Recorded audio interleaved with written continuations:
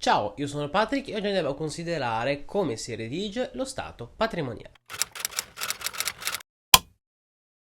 Il primo schema di bilancio che andiamo a redigere è lo stato patrimoniale, ossia quel documento di bilancio che va a indicare la situazione finanziaria e patrimoniale della nostra azienda. Lo stato patrimoniale va a raccogliere chiaramente tutti i conti di natura patrimoniale, quindi noi prendiamo i dati che andiamo a inserire nello stato patrimoniale direttamente dalla situazione patrimoniale, quindi dall'elenco sostanzialmente di tutti i conti di natura patrimoniale, quindi finanziari, economici di patrimonio, appunto al 31/12 dopo aver fatto le scritture di assestamento. Ma in che voce andiamo a mettere ogni conto che abbiamo nella situazione patrimoniale? In realtà è molto semplice. Perché? Perché ogni azienda di solito ha un suo piano dei conti redatto dal commercialista adattato a quella che è l'attività dell'azienda. E il piano dei conti di solito è organizzato già in base a quello che è poi lo schema di bilancio, quindi abbiamo le immobilizzazioni immateriali, materiali, eccetera, eccetera. Quindi bene o male c'è tutto scritto. Poi di solito nel quadro dei conti allegato ai libri di testo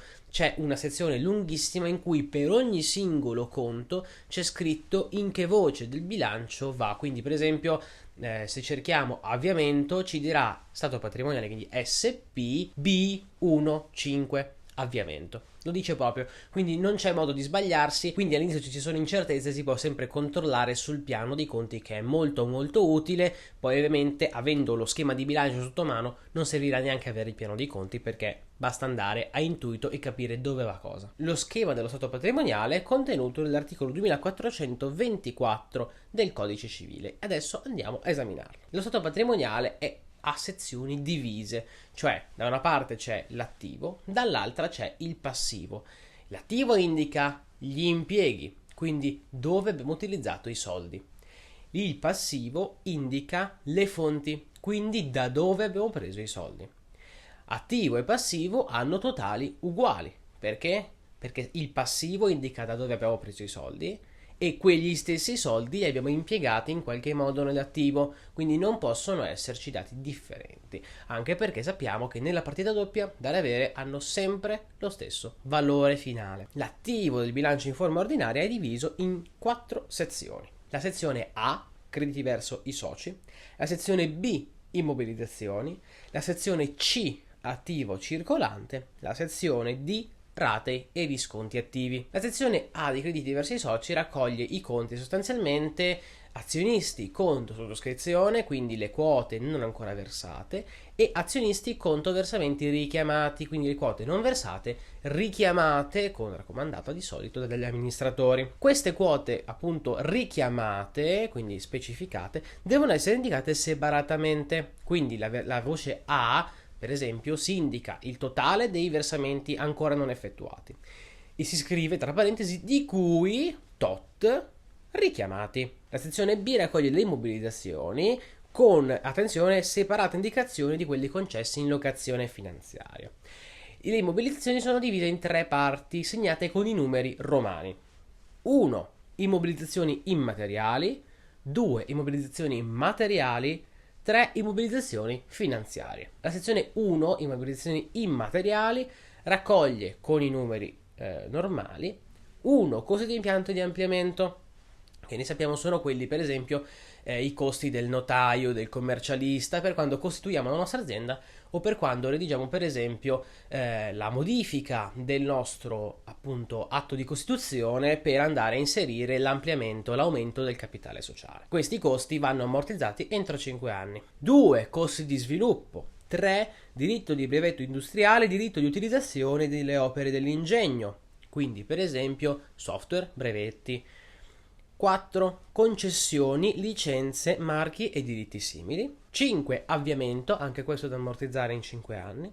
6. Immobilizzazioni in corso e acconti. 7. Altre. Per ogni voce si indica appunto il valore, ma alla fine per ogni raggruppamento si deve scrivere il totale. Quindi per ogni numero normale, per ogni numero romano e per ogni lettera. 2. Immobilizzazioni materiali raccoglie 1. Terreni e fabbricati. 2. Impianti e macchinario. 3. Attrezzature industriali e commerciali. 4. Altri beni. 5 immobilizzazioni in corso e acconti. Molta attenzione bisogna fare a un punto fondamentale. Le immobilizzazioni vanno sempre scritte al netto del relativo fondo ammortamento. Quindi noi andiamo a scrivere il valore contabile, quindi il costo storico, che è quello che vediamo nella situazione patrimoniale a, per esempio, avviamento, meno fondo ammortamento avviamento. Troveremo quindi il valore da scrivere in bilancio. 3. Immobilizzazioni finanziarie, con separata indicazione per ciascuna voce dei crediti e degli importi esigibili oltre l'esercizio successivo.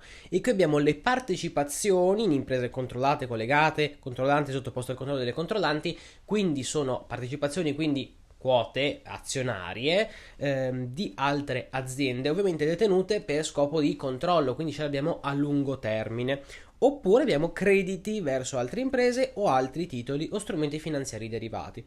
Tra i crediti, di cui ogni volta dobbiamo scrivere di cui tot esigibili oltre l'esercizio successivo, abbiamo per esempio i mutui, i prestiti a lungo termine di natura non commerciale, ma anche per esempio l'acquisto di obbligazioni di altre aziende. Nel bilancio in forma ordinaria le partecipazioni vanno sempre indicate al fair value, quindi indicando appunto il valore corrente, quindi eventualmente ci possono esserci svalutazioni e valutazioni che andranno nel conto economico.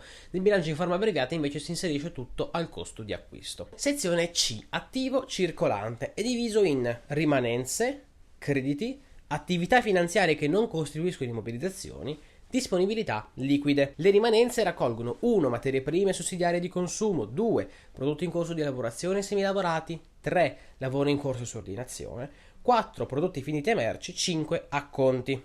Attenzione, le rimanenze indicano appunto quello che è rimasto nel nostro magazzino, quindi appunto il valore, sappiamo che è una delle scritture di assestamento è proprio questa, il valore delle rimanenze è uguale al valore del conto merci o materie di consumo, conto rimanenze finali, che viene appunto stornato a merci o a materie di consumo. 2. Crediti. Qui è importante, nella voce totale e per ogni voce, come prima per le immobilizzazioni finanziarie, bisogna indicare quali crediti, o meglio la somma dei crediti che sono esigibili oltre l'esercizio successivo, quindi oltre appunto i 12 mesi. Crediti 1 verso clienti, 2 verso imprese controllate, verso imprese collegate, controllanti, sottoposte al controllo delle controllanti, crediti tributari, imposte anticipate, altri. Ovviamente i crediti si indicano anche questi al netto delle rettifiche, ossia al netto dei fondi svalutazione crediti e dei fondi rischi su crediti. Perché? Perché quelli vanno a cancellare effettivamente il valore dei nostri crediti. Infatti sappiamo che i crediti vanno inseriti bene o male al presumibile valore di realizzo, quindi a quello che noi pensiamo di poter riscuotere.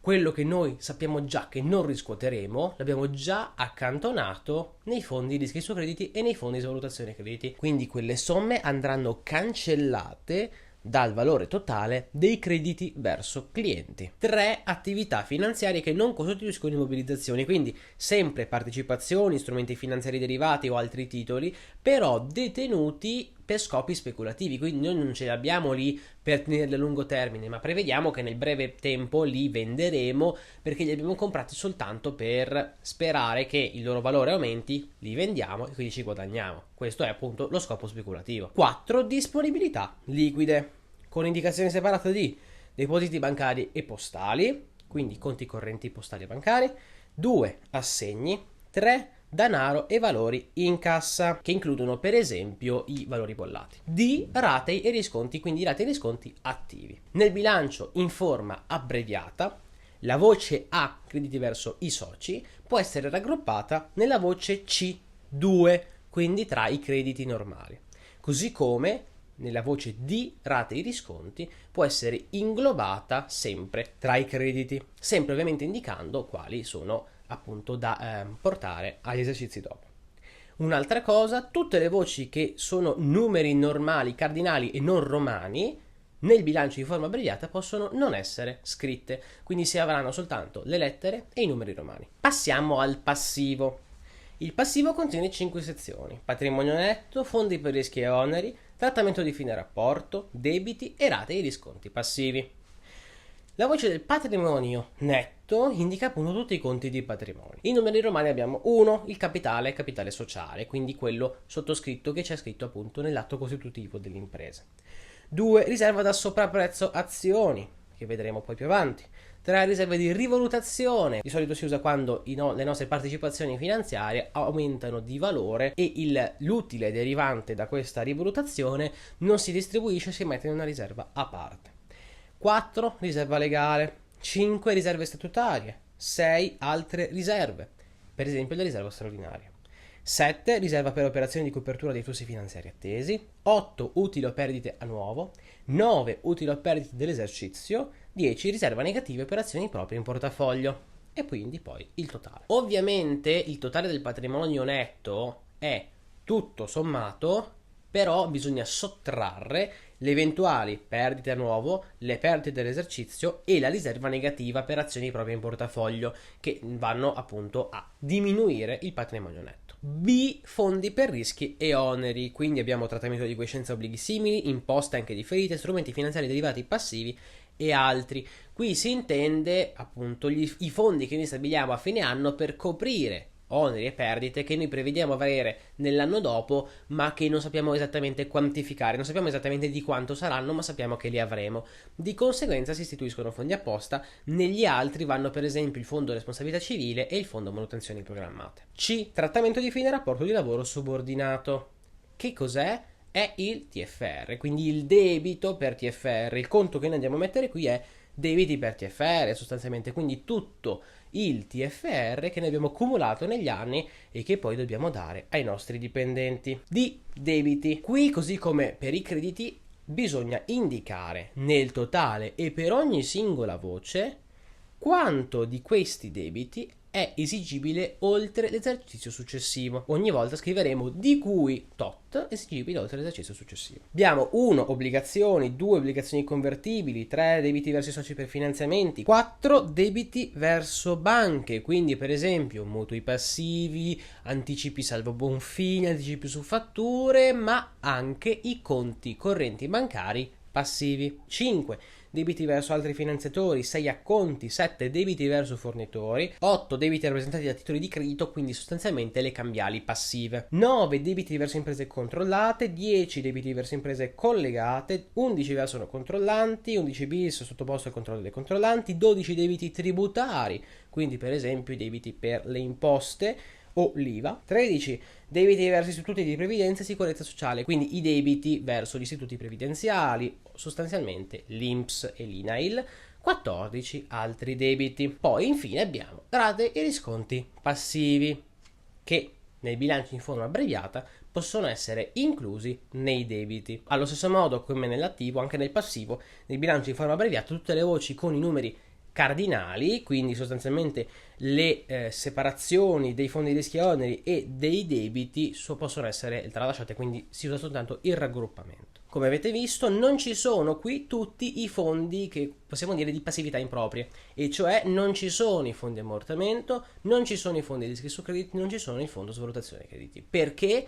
Perché quelli sono conti di rettifica, quindi quelli vanno a cancellare valori dell'attivo, vanno a diminuire le immobilizzazioni e i crediti non sono voci a sé stanti all'interno del bilancio. Un'ultima cosa, noi sappiamo benissimo che il bilancio va redatto in unità di euro, quindi niente decimali, quindi nella situazione patrimoniale se ci sono delle voci che come totale hanno un numero decimale dobbiamo arrotondarlo. Se è superiore o uguale a 50 lo porteremo all'euro successivo, se è inferiore a 0,50 il decimale semplicemente non lo calcoliamo perché restiamo sull'unità precedente. Ma se ci sono degli squilibri? Nel senso, se noi arrotondiamo ogni singola voce, quindi non arrotondiamo dalla situazione patrimoniale, noi scriviamo la voce di bilancio, quella voce se contiene dei decimali la arrotondiamo secondo la regola normale. Ma e se poi l'attivo e il passivo per qualche euro, di solito è poca roba, differiscono? Beh, bisogna compensare questo squilibrio tramite una riserva di patrimonio netto. Infatti tra le altre riserve, ossia il passivo A6, bisogna inserire anche la riserva da arrotondamento. Come si usa? Beh, semplicemente se il passivo è superiore all'attivo bisogna ridurre il passivo, quindi si iscrive un segno negativo. Se invece è l'attivo ad essere maggiore del passivo si aumenta il passivo, quindi la riserva sarà col più. Quindi mettiamo caso, se ci sono 3 euro in più nell'attivo rispetto al passivo, non possiamo modificare l'attivo, quindi aumentiamo il passivo di 3, scriviamo riserva d'arrotondamento 3. Se invece il passivo deve essere maggiore dell'attivo di 3 euro, noi scriviamo riserva d'arrotondamento meno 3, quindi diminuiamo il passivo fino a raggiungere la parità con l'attivo. Questo era lo schema dello stato patrimoniale in forma ordinaria e poi in forma abbreviata. Non è estremamente difficile perché semplicemente bisogna inserire i conti che abbiamo già, semplicemente basta cancellare le rettifiche, quindi togliere i vari fondi e metterli nel posto giusto e poi sommare tutto quanto. Nel link in descrizione trovate un esercizio su Excel in cui dalla sezione patrimoniale si passa a uno schema di stato patrimoniale. La prossima volta andremo a vedere come si redige invece il conto economico.